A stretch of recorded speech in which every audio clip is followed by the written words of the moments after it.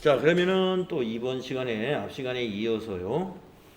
여러 가지 증빙들을 또 보도록 하겠는데 175페이지에 6번부터 보겠습니다. 우리가 6번에 있는 증빙은 여비 정산서라고 하는 이러한 그 회사 내의 서류도 증빙이 될 수 있다. 물론 여기 여비 정산서에는 여기에 해당되는 영수증이 첨부되어 있을 겁니다. 어떤 내용인가 보면은,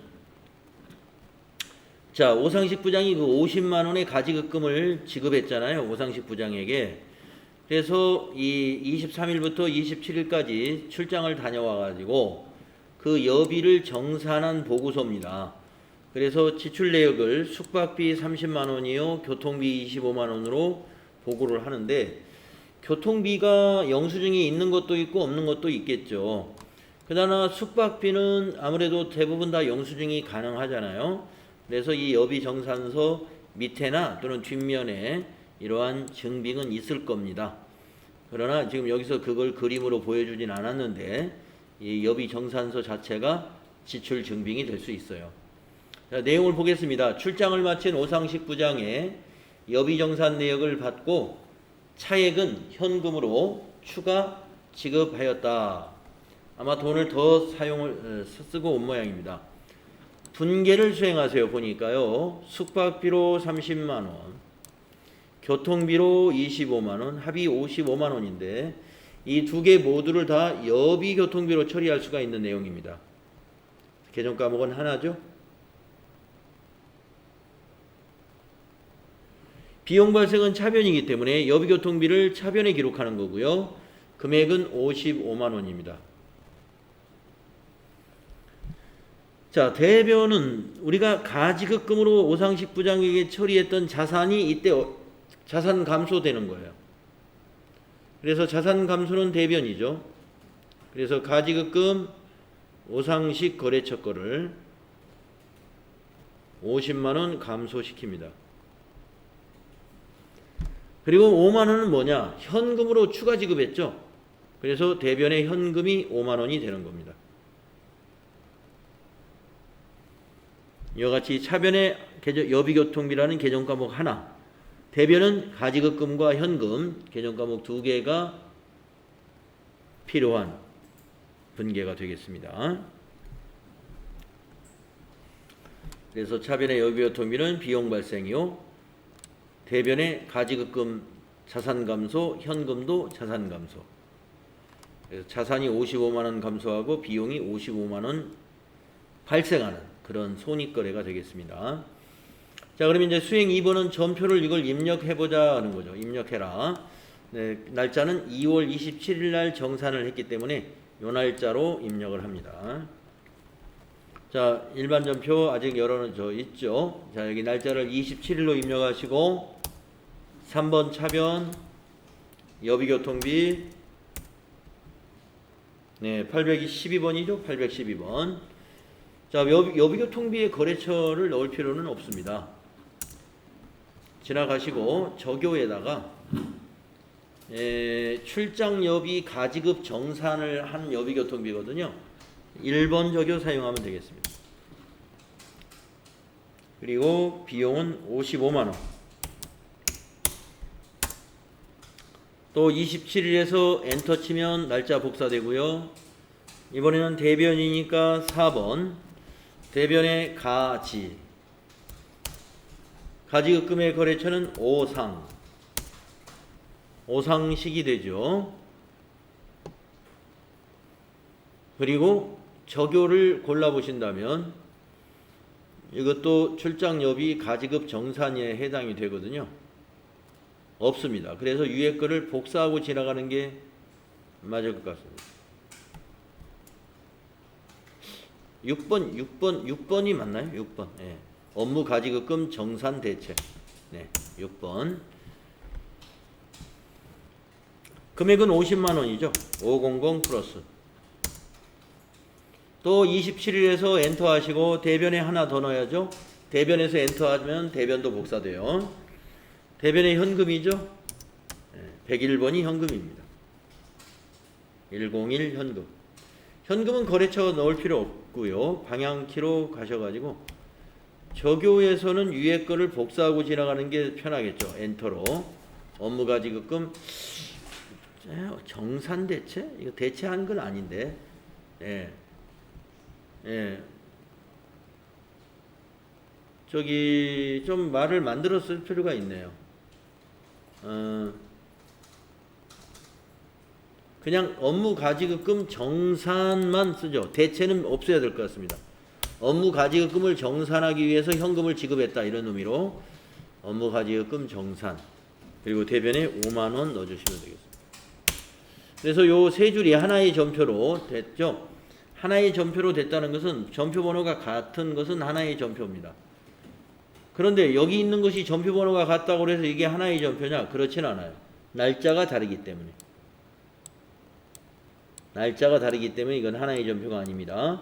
그런데 27일 날짜에 1번 요거는 세 건이 이 세 줄이 하나의 전표인 거죠. 하나의 전표라는 의미는 밑에 분계가 하나로 되어 있다는 겁니다. 예.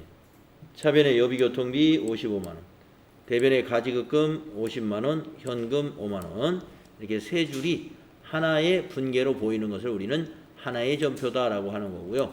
전표 번호는 같습니다. 날짜도 같습니다. 네.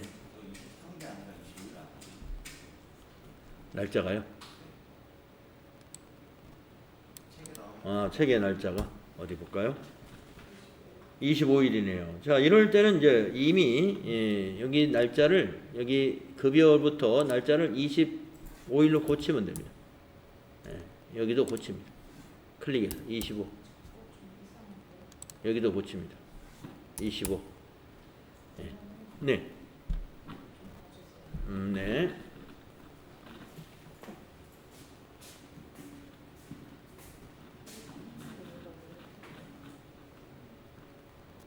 대변의 현금 5만 원.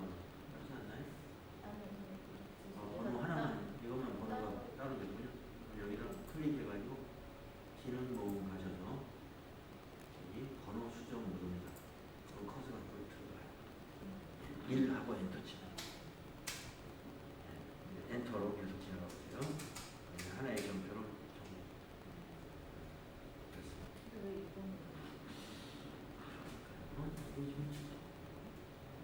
캡슐로 하나는 스크롤하고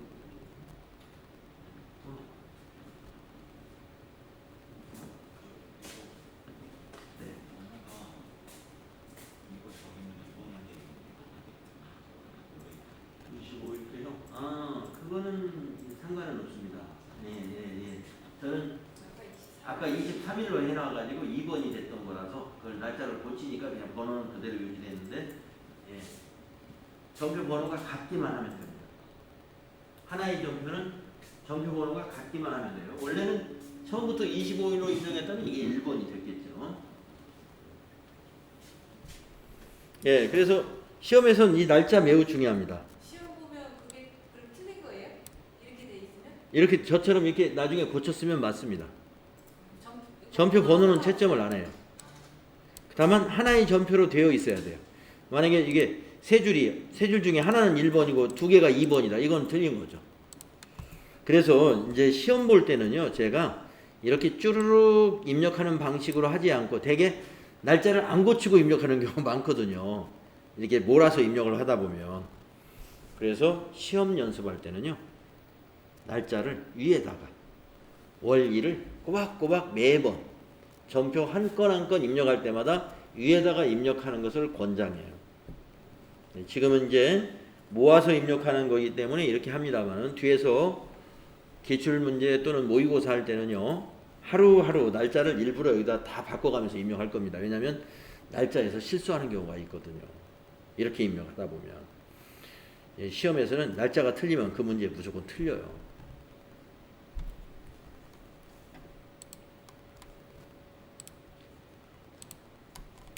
자, 176페이지로 넘어가서 7번째의 증빙이라는 것은 근로소득세를 납부한 그 세금 납부한 고지서도 영수증이죠. 영수증도 증빙이 되는 것이죠. 그래서 이 증빙은 어떤 내용이냐? 밑에 설명을 보겠습니다. 2월분 급여 지급 시 원천 징수하였던 근로소득세를 납부 기한일에 현금으로 납부했다. 그럼 현금으로 납부했으니까 대변의 현금이겠네요. 한번 분계를 미리 먼저 써볼까요? 대변의 현금 9만 원이 되겠네요. 차변은 뭐가 되느냐? 급여 지급 시 원천 징수를 우리가 했던 것을 개정 과목을 뭘로 해놨었죠? 예수금으로 해놨죠. 그래서 이때 부채가 감소하니까 차변의 예수금인 것입니다. 예. 이렇게 분계가 됩니다. 차변의 예수금 부채 감소 9만 원, 대변의 현금 자산 감소 9만 원. 네, 이것을 전표 입력하면 돼요. 자, 입력 날짜는 여기 수납 날짜가 3월 10일이잖아요. 3월 10일자로 입력해야 돼요. 자, 부가가치세 신고하고 관련 없는 전표니까 지금 일반 전표에 모두 입력하는 겁니다. 자, 3월 달로 바꿔야 되겠네요. 위에 3월 10일. 3번 차변의 예수금. 거래처 넣을 필요 없습니다. 굳이 넣는다면 세무서가 되는데, 아니 뭐 세무서 은행이 그냥 예수금은 넣지 마세요. 적요에다가 이게 뭐냐면은 소득세를 납부한 거잖아요. 없네요. 그래서 여기다 직접 입력하겠습니다. 뭐라고 입력하느냐면은 이게 지금 그 2월분 소득세예요. 2월분. 네, 그래서 2월분 소득세 납부.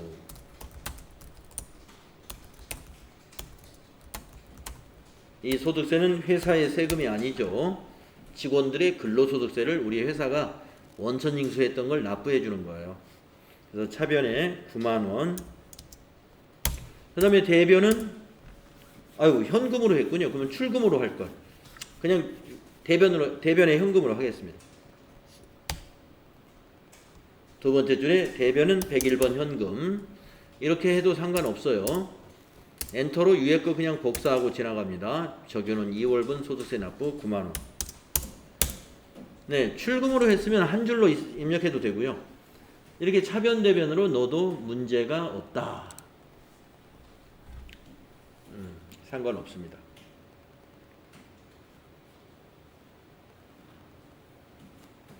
다음에 또 하나의 증빙은 어떤 거냐면은 건강보험료를 납부한 이런 영수증도 이것이 충분히 증빙이 된다는 거죠.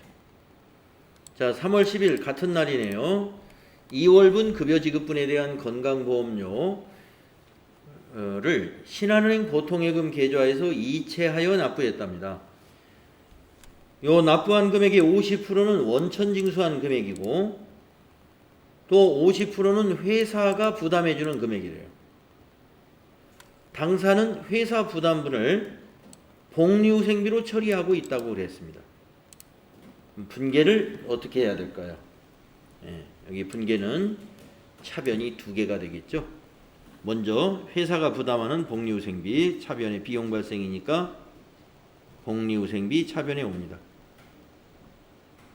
복리후생비 50%니까 이게 지금 14만 원을 냈거든요.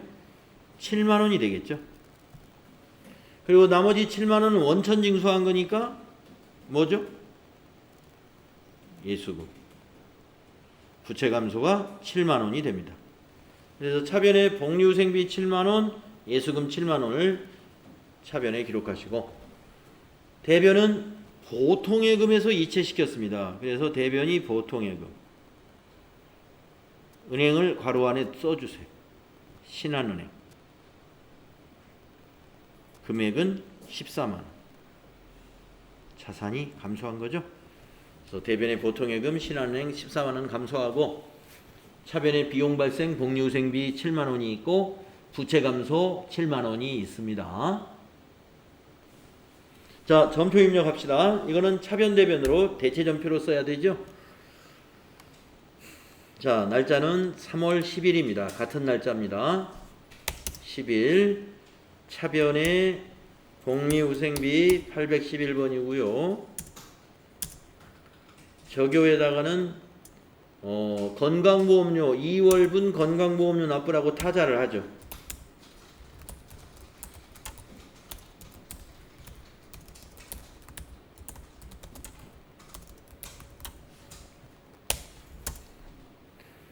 (7만원) 또 차변 예수금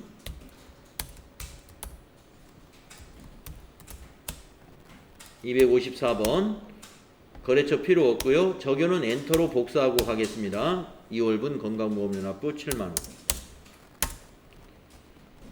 이번에는 대변 4번 대변 보통예금 103번. 보통예금은 거래처를 은행으로 꼭 넣어줘야 됩니다. 신한은행 코드가 98002죠. 이것도 적요는 복사하고 지나가는 게 좋아요. 2월분 건강보험료 납부 14만. 이렇게 하면은 10일날 2번 전표가 되겠습니다. 아까 1번 전표는 소득세 납부한 거, 2번 전표는 건강보험료 납부하는 전표죠. 그래서 같은 날짜에 전표가 이렇게 번호는 자동으로 지가 세트를 이루어줍니다. 번호가 일련 번호가 자동으로 만들어져요.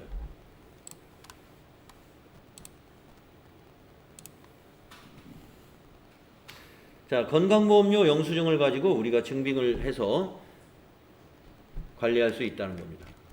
자, 다음에 9번째 증빙을 보면요. 지방소득세 납부 영수증이 있습니다. 지방소득세는 이제 시구청에 납부하는 것이죠. 자, 2월분 급여지급 시 원천징수한 지방소득세를 납부기한일에 국민은행에 현금 납부했다고 그랬습니다. 그러면 분계에서는 대변의 현금이 되겠죠. 현금 납부했다. 대변의 현금. 여기 고지서를 보면 9,000원이죠. 소득세의 10%가 지방소득세입니다. 그래서 9,000원이 되는 거고요. 차변은 예수금입니다. 이것도 지방소득세도 급여 지급하는 날 공제했거든요. 예수금 9,000원 부채감소. 자, 분계를 이렇게 기록할 수 있어야 되고요. 전표 입력을 하겠습니다. 날짜는 계속 3월 10일입니다. 자, 현금으로 지급했다고 했나요? 그러면 3월 10일에서 출금 1번 출금으로 해서 예수금 하나 더 넣으면 3번 전표 만들어지겠죠. 거래처 필요 없고 적요에다가는 2월분 지방소득세 납부 이렇게 자세히 넣어줄수록 좋죠. 금액은 9,000원.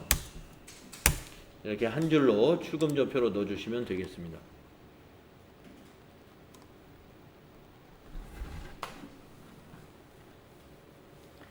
자, 10번째의 증빙은 통장의 거래 내역을 가지고 전표 입력할 수 있다는 거예요. 어떤 내역이냐면은 주식회사 데일리룩과 상품 구입 계약을 하고 계약금을 보통예금 계좌에서 지급했습니다. 그러니까 보통예금에서 인출한 거니까 보통예금이라는 계정 과목은 대변에 가야 되겠죠. 자산 감소니까 대변에 보통예금. 금액은 찾으신 금액 450만 원. 자, 이거는 계약금을 지급한 거란 말이죠. 그래서 차변은 자산이 오는데 계약금 지급할 때 처리하는 계정 과목이 선급금이죠. 선급금. 선급금의 거래처는 꼭 코드로 넣어줘야 됩니다. 보통예금도 꼭 코드로 넣어야 돼요. 신한은행. 그러듯이 선급금도 꼭 거래처를 데일리룩으로 넣어주고 금액은 똑같이 450만 원. 그래서 선급금은 자산이죠. 그래서 차변의 자산 증가 450, 대변의 자산 감소 450. 자산이 증가하면서 감소하는 그런 교환 거래가 되겠네요. 자, 전표 입력을 요 통장 거래 날짜로 입력을 해주면 됩니다. 자, 일반 전표에 3월 20일. 3번 차변에 선급금 131번이고요. 거래처는 코드로 넣어야 된다고 했죠. 대일. 코드란에다 대일 1002번. 적요 중에서 맞는 것이 뭐냐? 없네요. 그러면 여기다 타자를 해야죠. 상품 구입 계약금.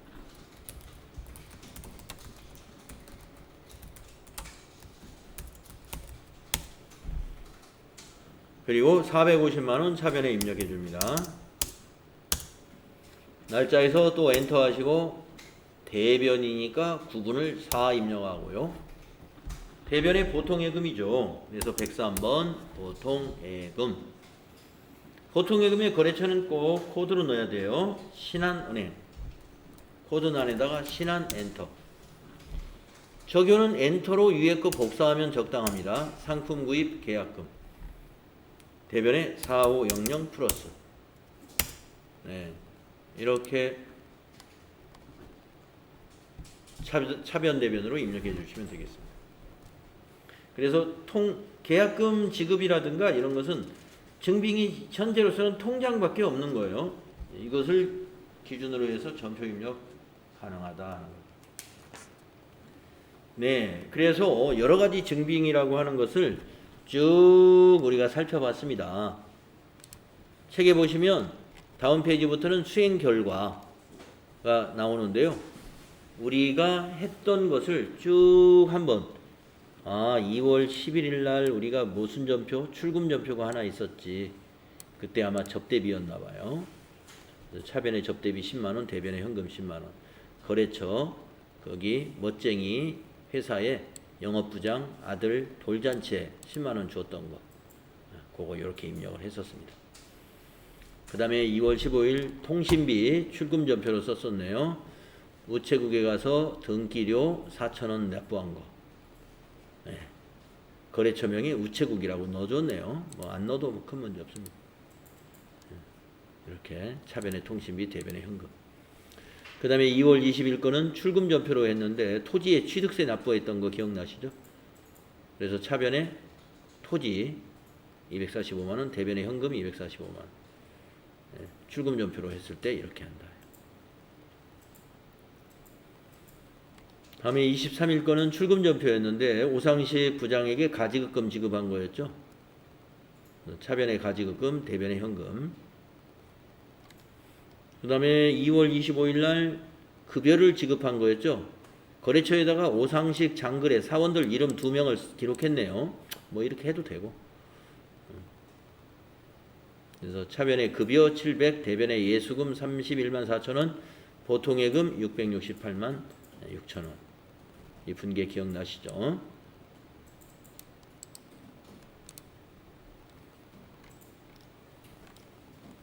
그 다음에 2월 27일 날 오상식 부장이 돌아와가지고 여비를 정산한 거 있었죠. 그래서 차변에 여비교통비 55만원, 대변에 현금 5만원하고 가지급금 50만원을 이렇게 상계했죠.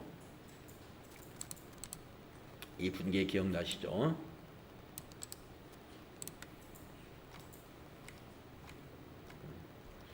그리고 3월 거래로 와서 소득세 납부한 거 9만원짜리, 차변에 예수금, 부채감소, 대변에 현금, 자산감소, 출금 전표로 이렇게 한 줄로 입력했었죠.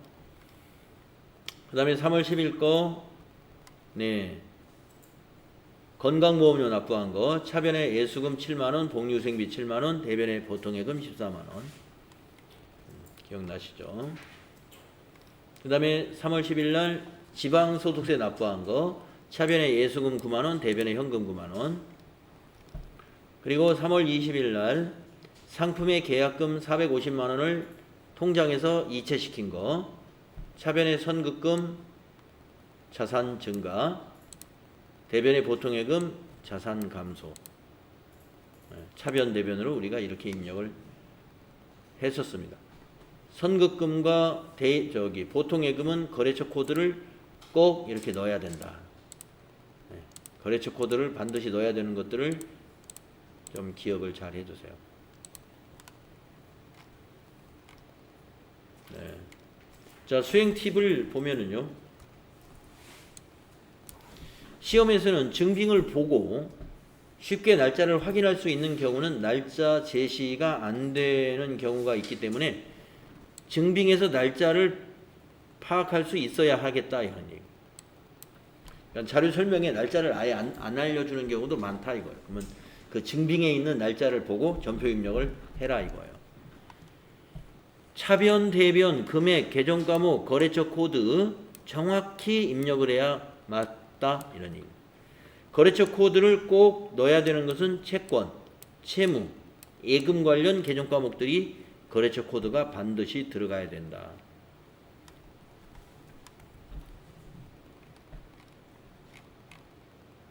네. 자, 이제 다음 내용은요, 영수증 수취 명세서를 작성하는 일이 있는데 왜 이걸 작성해야 되는가를 한번 알아보고 작성하는 연습을 좀 해보도록 하겠습니다. 자, 증빙이라 하는 것은 거래 상황에 대해서 객관적으로 입증이 가능한 증거 서류를 말합니다. 일정 사업자와 거래건당 3만 원을 초과하는 지출 거래 시에는 정규 증명 서류를 받아라 이런 법인세법 규정이 있습니다. 그래서 3만 원 초과하는 거래는 세금 계산서나 계산서나 신용카드 매출전표 또는 현금 영수증 이것을 정규 증명 서류 또는 법정 증빙이라고 그래요. 네. 법정 증빙, 정규 증명 서류 세 가지는 꼭 기억해 두세요. 세금 계산서, 계산서, 신용카드 매출전표, 현금 영수증 요 네 가지를 법정 증빙 또는 정규 증명 서류라고 합니다. 그래서 가능한 모든 비용을 지출할 때 요 네 가지 중에 하나로 증빙을 받는 것을 권장하고 있는 거죠. 3만 원 초과 거래는 반드시 이걸 받아라. 그래서 수취를 해야 하며 수취하지 않았을 경우 3만 원 초과 거래인데 이 정규 증명 서류를 수취하지 않았어요. 그랬다면은 지출 증명 미수취 가산세 거래 금액의 2%를 법인세 신고 때 납부해야 됩니다. 그러니까 실제 법인세보다 가산세를 내야 될 때가 더 있다 이겁니다. 거래 금액의 2%가 작은 거라면 작겠지만 그 금액이 전부 모아서 합계가 커지면 2%도 무시를 못하죠. 정규 증명 서류 수취하지 않은 경우 영수증 수취 명세서를 작성하도록 하고 있어요. 그래서 영수증 수취 명세서를 작성하는 연습이 좀 필요하겠다. 자, 네. 저 밑에 아이캔 박스도 정규 증명 서류는 신용카드 매출전표, 현금 영수증, 세금 계산서, 계산서라는 거, 요 네 가지, 예. 정규 증명 서류 네 가지를 여러분 꼭 기억을 해주세요. 평가 시험에 이것도 냅니다. 네 개 중에서 두 개는 빈칸으로 해놓고 두 개는 써놔요. 여러분 나머지 두 개를 메꿀 줄 알아야 돼요. 자, 그러면 수행 내용에 있는 거 한번 하면서 영수증 수취 명세서 작성하는 거 어떤 건지 한번 같이 해보겠습니다. 자, 오른쪽에 설명을 보면요. 업무에 사용할 문구를 호소문구에서 구입하고 현금으로 지급했어요. 그런데 회사가 이 거래가 지출증명 서류 미수치 가산세 대상인지를 검토하려고 하겠대요. 그래서 영수증 수취명세서를 작성을 해 두어야 되겠다 하는 겁니다. 자, 소모품비로 정리할 것. 자, 호소문구에서 사무용 문구를 샀습니다. 업무에 사용할 문구. 그러면 소모품비로 처리하라 이 말이죠. 분계를 할 때 차변의 소모품비, 비용 발생. 금액은 6만 원. 3만 원이 초과됐죠. 그런데 간이 영수증을 받았잖아요. 그래서 영수증 수취명세서 작성을 해야 됩니다. 대변은 현금 지급했으니까 대변이 현금이죠. 그러면 출금 전표로 작성하면 되겠네요. 현금 6만 원. 분계 쓸 수 있어야 되겠고요. 자, 전표 입력을 해보겠습니다. 자, 날짜는 영수증에 있는 날짜 4월 2일 날짜 작성일이 되어 있죠. 4월 2일로 일반 전표에다 입력을 합니다. 4월 2일. 차변에 소모품비, 출금으로 할까요? 1번 출금. 계정 과목은 소모품비 800번대 써야 돼요. 830번. 소모품비 거래처 코드까지 입력할 필요는 없겠으나 거래처에다가 그 문구점 이름이 있죠. 그래서 호서문구라고 입력하겠습니다. 호서문구. 그리고 저교에는 사무 밑에도 고를 게 없는 것 같아요. 그래서 여기다가 거기 공급 내역에 뭐 품목에 화일이라고 되어 있네요. 화일 구입이라고 쓰겠습니다. 그리고 차변에다가 6만 원 입력하면 됩니다. 그러면 소모품비 6만 원 입력된 거고요. 밑에 분계가 차변에 소모품비 6만 원, 대변에 현금 6만 원. 이렇게 입력하시면 돼요. 자, 근데 이 문제는 이 수행 3을 해야 돼요. 수행 3이 영수증 수치 명세서 작성하라 하는 거죠. 자, 영수증 수치 명세서는 어디에 있느냐면 1번과 2를 작성하라는 것은 그 양식에 보면 탭이 1번 탭이 있고 2번 탭이 있어요. 자, 가서 한번 보겠습니다. 전체 메뉴 눌러보세요. 전체 메뉴 중에 오른쪽에 결산 재무제표라는 박스 있죠? 거기에 아래쪽에 보면 이렇게 보입니다. 영수증 수치 명세서. 네, 거기를 클릭하세요. 그러면 첫 번째 탭이 2번 영수증 수치 명세서 2라는 거고, 두 번째 탭이 영수증 수치 명세서 1입니다. 이걸 따로따로 작성하는 게 아니라 2에다가 작성을 쭉 하잖아요. 그러면 1번은 자동으로 반영이 되는데 반영됐는지 가서 꼭 확인해야 돼요. 자, 그러면 여기서 이제 영수증을 보고 그대로 입력하는 거예요. 자, 영수증의 날짜는 4월 2일이니까요. 거래 일자를 2020 0402. 그러면 상호로 넘어갔죠. 상호는 영수증에 있는 상호 그대로 쓰는 겁니다. 호서문구.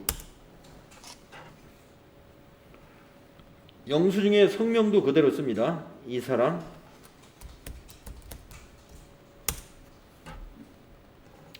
사업장이라는 항목은 주소를 입력하는 곳입니다. 서울 강서구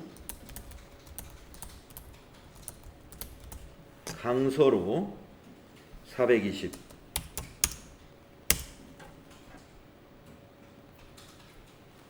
사업자 등록번호는 거기 영수증에 있는 거죠. 301 33 165 15.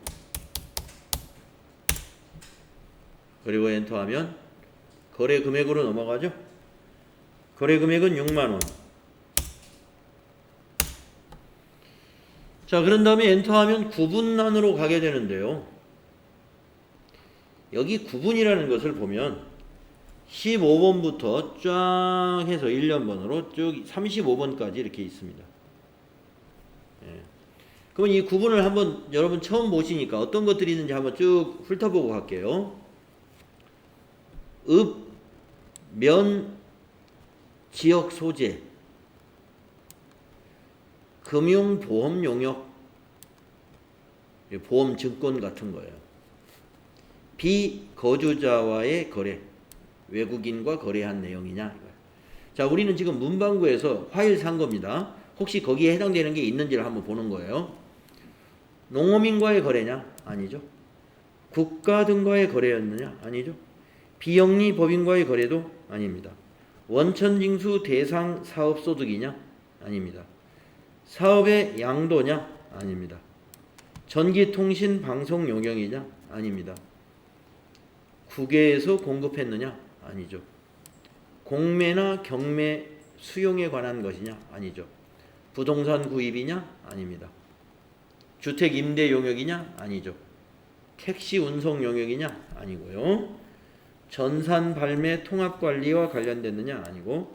항공기 용역이냐? 아니고. 간주 임대료냐? 아닙니다. 연체이자 지급이냐? 아니고요. 송금 명세서 제출분이냐? 아닙니다.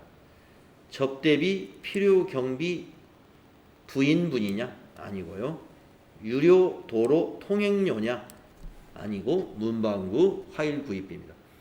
그래서 그렇다면 여기에 있는 것은 어떻다는 거냐? 여기에 있다면 구분을 해당되는 만약에 택시 운송 용역이다 그러면 28번. 송금 명세서 제출분이다 그러면 33번 여기다 입력하고 가는 거예요. 여기에 해당된다면 가산세에 해당이 안 되는 겁니다. 정규 증빙이 아니지만 3만원 초과된 거래라고 하지만 여기에 해당된 거라면 가산세가 해당이 없어요. 그러나 우리는 지금 여기에 해당되지 않습니다. 그래서 그냥 지나갑니다. 그리고 여기 계정 코드는 아까 우리 일반 전표 입력할 때 소모품비로 처리했었죠. 830번. 여기다 830 입력합니다. 소모품비. 그리고 이제 엔터로 적용란에다가는 거기 영수증에 있는 품목이 있죠. 화일 구입. 이거 써주는 것이 됩니다. 네, 그래서 영수증 하나당 요 한 줄씩 이렇게 작성하는 거예요. 영수증 하나당 한 줄씩. 그래서 이런 그 3만원 초과인데 적격 증빙을 받지 못한 증빙이 많으면 많을수록 여기 많은 내용이 작성되겠죠.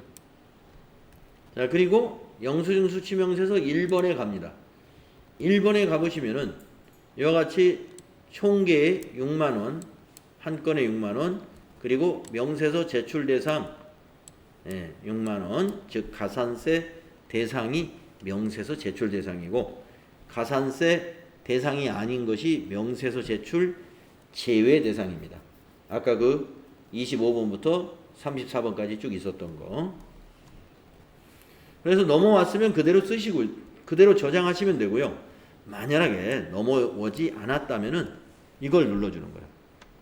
명세서 불러오기. 한번 눌러보세요.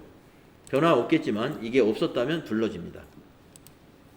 그리고 이 메뉴에서는요. 저장 단추가 따로 있지 않고 이 창을 닫을 때 저장하겠느냐를 물어봐요. 그래서 영수증 수취명세서를 이렇게 닫아보세요. 그러면 작성한 내용 저장하시겠습니까? 물어보거든요. 이런 메뉴가 몇 개 있어요. 그러면 여기서는 예를 꼭 해줘야 됩니다. 그래야 시험 볼 때는 이것이 채점이 되니까. 아니요 하면 저장이 안 돼 버려요. 우리가 일반 전표 같은 경우는 이렇게 입력하고 닫을 때 안 물어보죠. 이건 이미 저장됐기 때문에 안 물어봅니다. 네. 자, 우리가 영수증 수취명세서 작성 건에 대해서는 이와 같은 방식으로 작성을 해주면 됩니다.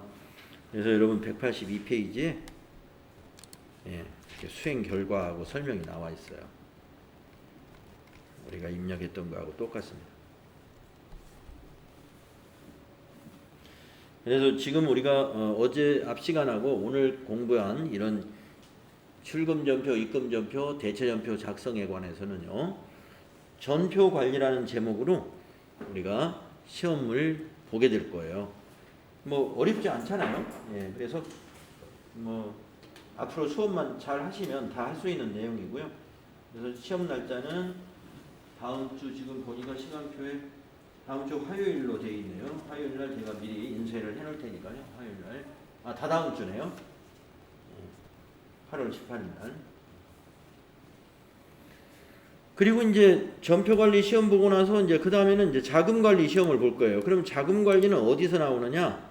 우리가 이제 공부해야 될 다음 단원이 바로 자금관리거든요. 여기 제 3장.